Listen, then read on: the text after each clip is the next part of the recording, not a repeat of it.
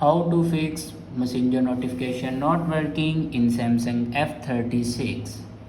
So let's start the video. First of all, open settings. In settings, scroll down and click on sounds and vibration, and then scroll down and click on do not disturb. If you turn on your do not disturb, then turn it off.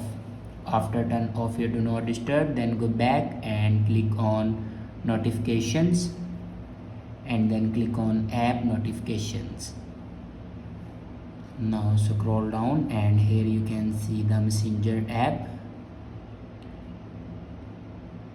and simply turn on this button for turn on your messenger app notification. After that, go back and scroll down and click on apps, and then scroll down and find messenger app. Now click on it and then click on storage usage. Now here you can clear the cache memory of messenger app. After clear the cache memory, then go back to your home screen and restart your device. For restart your device, press and hold power button and click on restart. After restart your device, your problem will be fixed.